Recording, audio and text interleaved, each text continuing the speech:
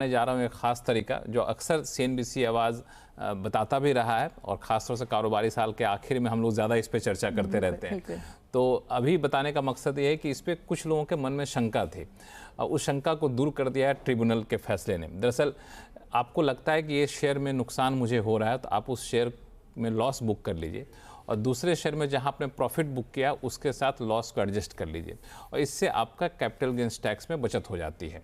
तो ये नियम के दायरे में था, लेकिन इनकम टैक्स विभाग ने इस पर एक अड़चन लगाई थी कि आप जानबूझकर टैक्स बचाने के लिहाज से ऐसा कर रहे हैं। तो लेकिन इस इनकम टैक्स विभाग के अड़चन को ट्रिब्यूनल ने खारिज कर दिया और टैक्स पेयर्स के हित में ये फैसला दिया है। तो फैसले को डिटेल में समझते हैं। गौरी, क्या है मामला, पूरा थोड़ा समझाइए हमारे दर्शकों को। जी लक्ष्मण, अगर हम देखें 2018 के बाद जब हमारा long term capital gain tax equity पे लागू हुआ 10% और अब उसको 12.5% कर दिया है, तो लोगों को बहुत बर्डन लगने लगा उस इनकम पे टैक्स देना जिस पे वो पहले कभी टैक्स देते नहीं थे।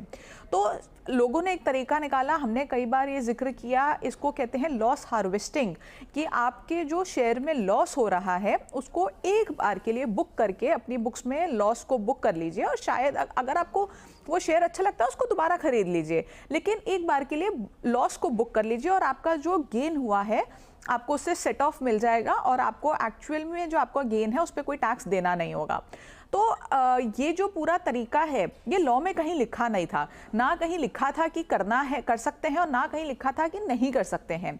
तो ये एक कन्फ्यूजन थी और बहुत लोगों ने ये करना शुरू किया, स्पेशली जिनका अमाउंट इन्वॉल्व बहुत ज़्यादा है और लोगों को नोटिसेस भी आ रहे थे।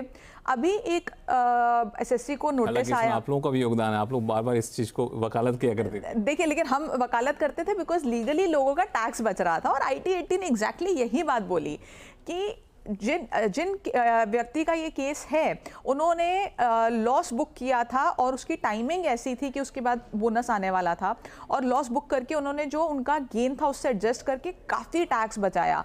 जब ये केस लगा स्क्रूटनी में तो असेसिंग ऑफिसर ने बोला कि ये आपने टैक्स इवेजन की है और ये मामला IT/80 तक गया। IT/80 ने कहा कि ये लेजिटिमेट टैक्स प्लानिंग है, टैक्स इवेजन नहीं है और ये अलाउड है, ये जो लॉस है उसकी एडजस्टमेंट इनको गेन के साथ मिलनी चाहिए और मिली। तो इसका मतलब ये है कि ये जो लॉस हार्वेस्टिंग का पूरा तरीका हम लोग बताते हैं वो अभी लीगली किया जा सकता है अनटिल अनलेस अब इस बजट में इस पे कोई बदलाव आए और स्पेसिफिकली कहीं पे सरकार मेंशन कर दे कि ये आप नहीं कर सकते। लेकिन ये करना थोड़ा मुश्किल होगा क्योंकि ये पता लगाना कि किसने सिर्फ टैक्स बचाने के लिए लॉस बुक किया है या किसने जेन्युइनली लॉस बुक किया है बहुत ही मुश्किल है।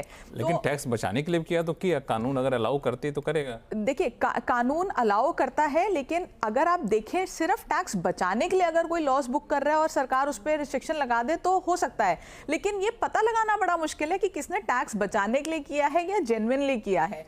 मेरा सवाल ये है कि अगर किसी ने जेन्युइनली टैक्स बचाने के लिए लॉस बुक किया है तो अभी के मौजूदा कानून के हिसाब से तो इस पे कोई पाबंदी है नहीं, कोई पाबंदी नहीं है। इसीलिए ये IT/80 में ये केस जीते हैं क्योंकि इस पे कहीं भी ये पाबंदी नहीं है और ये टैक्स इवेजन नहीं है, ये लेजिटिमेट टैक्स प्लानिंग है। और जैसे कि हम हमेशा बताते हैं कि टैक्स प्लानिंग के जरिए आप अपना टैक्स बचा सकते हैं, टैक्स इवेजन नहीं करना है। तो इसकी कैटेगरी टैक्स प्लानिंग में आ गई है, टैक्स इवेजन नहीं। बिल्कुल। तो ये जो हम लोग बार बार बताते थे अपने दर्शकों को, उसको एक तरीके से उस पर मुहर लगाई IT। बिल्कुल। तो आप बेधड़क आप शेयर में लॉस बेच करके बुक करके आप प्रॉफिट के साथ उसको एडजस्ट कर सकते हैं और जो भी नियम है वो आपको कहीं कुछ नहीं रोकता है और जो भी फाइन प्रिंट्स आपको इनकम टैक्स के कानून में दिखता ही होगा।